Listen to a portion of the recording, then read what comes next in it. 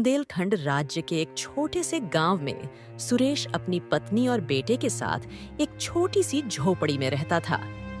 सुरेश के माता-पिता सड़क दुर्घटना में सुरेश के बचपन में ही गुजर गए थे, इसलिए सुरेश के ऊपर बचपन से ही दुखों का पहाड़ टूट पड़ा था। तभी से सुरेश गांव के जमींदार के यहाँ मजदूरी करता है और सुरेश की पत्नी नीतू गांव के सरपंच के यहाँ काम करती है। दोनों पति पत्नी मिलकर खूब मेहनत करते हैं। दोनों के इतने मेहनत करने के बावजूद भी कठिनाई भरा जीवन व्यतीत करते हैं।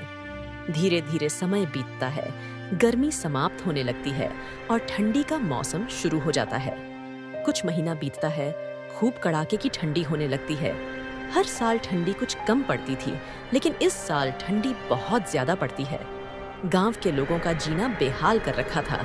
इस बार की ठंडी, कहीं आने जाने के लिए 100 बार सोचना पड़ता था। हे भगवान, ये कैसी लीला है आपकी। देख रही हो नीतू, इस बार कितनी ठंडी पड़ रही है। इतनी कड़ाके की ठंडी में काम करना भी बहुत मुश्किल हो गया है। घर से बाहर निकलते ही ठंड के मारे सारा बदन जमने लगता है। इतनी ठंडी में घर से निकलने का मन भी नहीं कर रहा है। जाने इस साल की ठंडी कैसे कटेगी। अच्छा नीतू, अब मैं काम पर चलता हूँ, नहीं तो जमींदार साहब गुस्सा करेंगे। इतना कहकर सुरेश काम पर चला गया।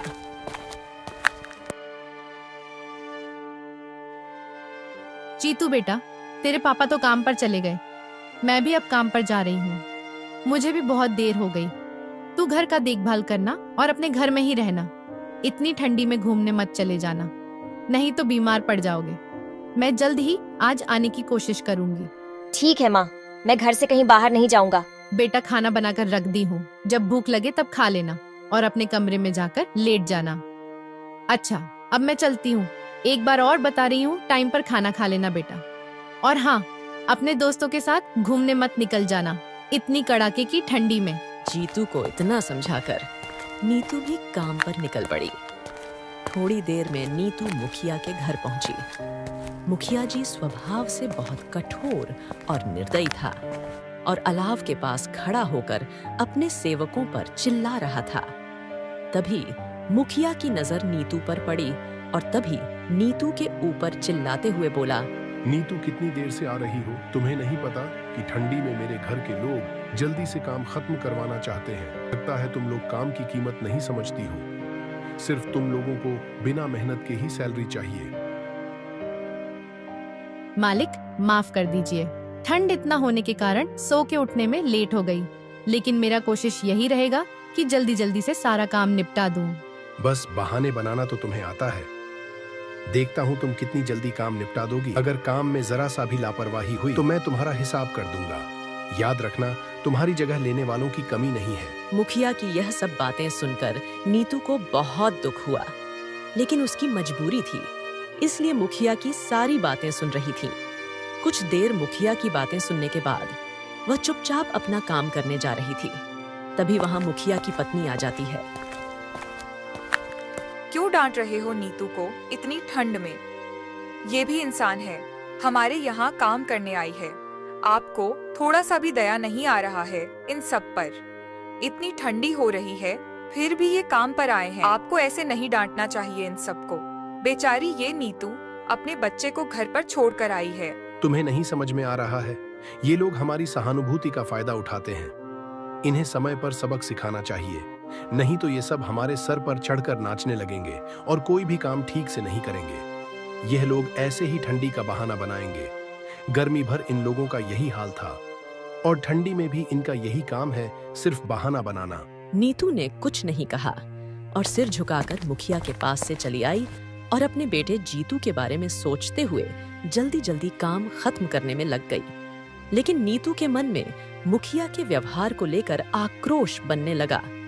इधर सुरेश ठंड से कांपते हुए जमींदार के खेत में मजदूरी कर रहा है। जमींदार अपने खेतों का काम करने के लिए सभी मजदूरों पर सख्त निगरानी रख रहा है। सुरेश काम सही से कर रहा है या ठंड के बहाने सुस्ताने की कोशिश कर रहा है? मैं मुफ्तखोरी बर्दाश्त नहीं करता। याद रहे, अगर आज मेरा काम पूरा नहीं हुआ तो मैं 1 भी रुपया नहीं दूंगा। नहीं मालिक, पूरी मेहनत कर रहा हूँ। आज ठंड बहुत ज्यादा है, इसलिए हाथ पैर जम से रहे हैं, लेकिन आपका काम पूरा करके जाऊंगा। आप चिंता ना करें मालिक है। हे भगवान, ये कैसी परीक्षा ले रहे हो? इतनी ठंड मौसम में भी काम करना पड़ रहा है। अगर मैं काम पूरा नहीं किया तो जमींदार साहब मुझे काम से निकाल देंगे, तो मेरे घर का खर्चा कैसे चलेगा? नीतू भी उतना नहीं कमा पाती कि जिससे महीने भर का खर्चा चल जाए। सुरेश के चेहरे पर थकान साफ झलक रही थी। सुबह से ही ठंड में काम करते करते हाथ पैर ठंड से अकड़ गए थे, लेकिन फिर भी काम कर रहा था, क्योंकि उसे अपने बेटे जीतू और अपनी पत्नी नीतू के लिए कमाना था। सुरेश जानता था कि मेहनत ही उनका सहारा है।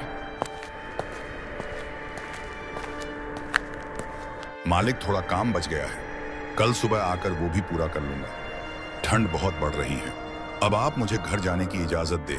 मेरे बीवी बच्चे घर पर इंतजार कर रहे होंगे। नहीं सुरेश, आज का काम पूरा करके ही जाना, नहीं तो कल से मत आना। अगर थोड़ा सा भी काम छूटा तो समझ लेना कि तेरी नौकरी गई।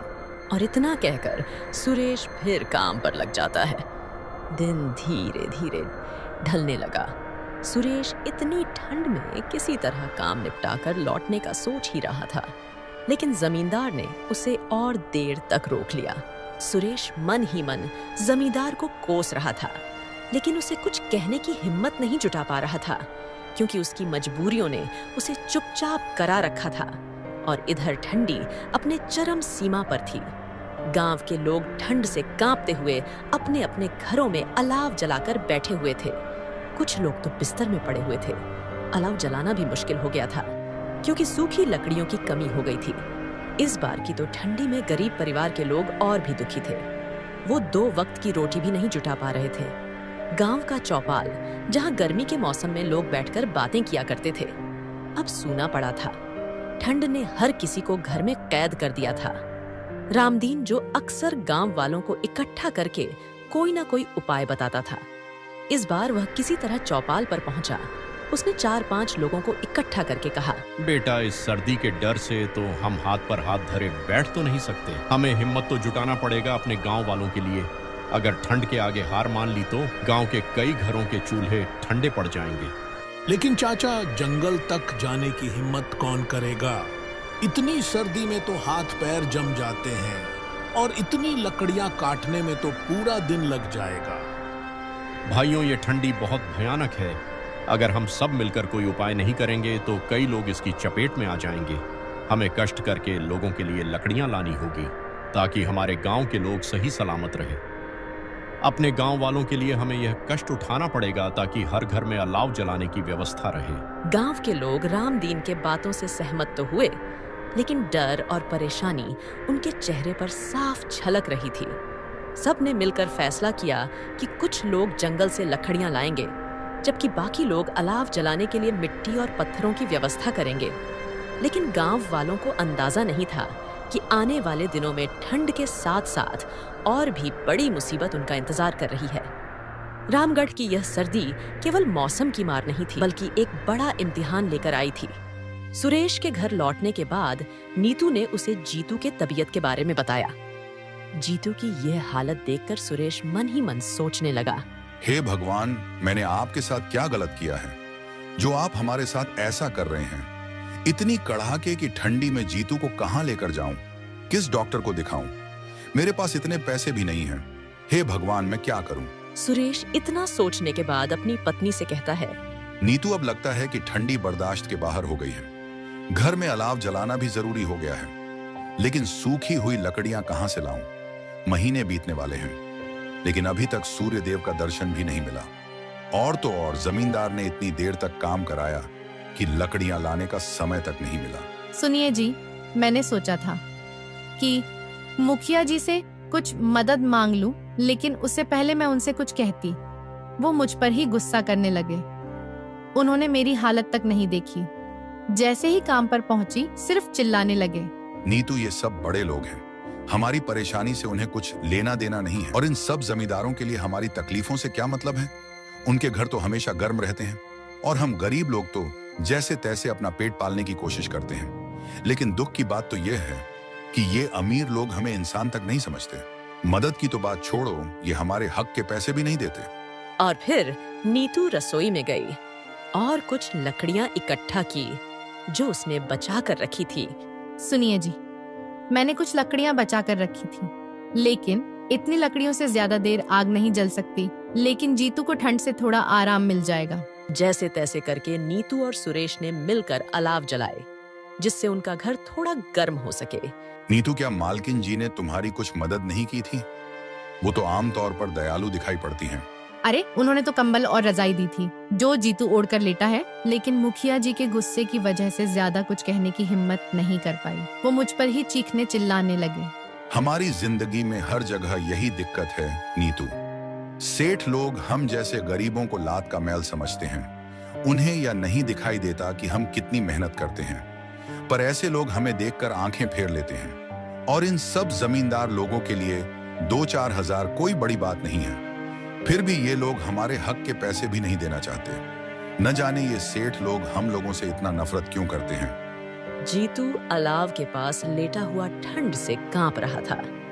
नीतू उसके पास बैठी रही और सुरेश को बाहर जाकर और लकड़ियों का इंतजाम करने को कहा। सुनिए जी, कुछ भी करके जंगल से हमें लकड़ियां लानी होगी। अगर जीतू को कुछ हो गया तो हमें जिंदगी भर पछताना पड़ेगा।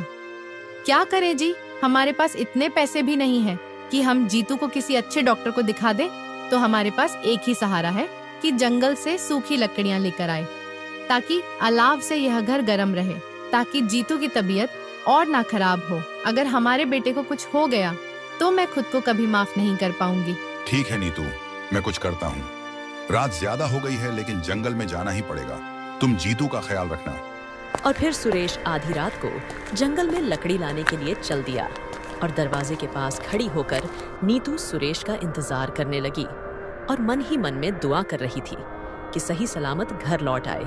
कुछ समय इंतजार करने के बाद नीतू जीतू के पास जाकर बैठ गई। जीतू की तबीयत धीरे धीरे और बिगड़ने लगी। नीतू तबीयत को लेकर चिंतित थी। जीतू की सांस भी भारी होने लगी थी। जीतू बेटा, सब ठीक हो जाएगा। तेरे पापा अभी लकड़ियां लेकर आएंगे, फिर हम आग जलाएंगे और फिर ये ठंडी तुझे परेशान नहीं करेगी और तू बिल्कुल ठीक हो जाएगा।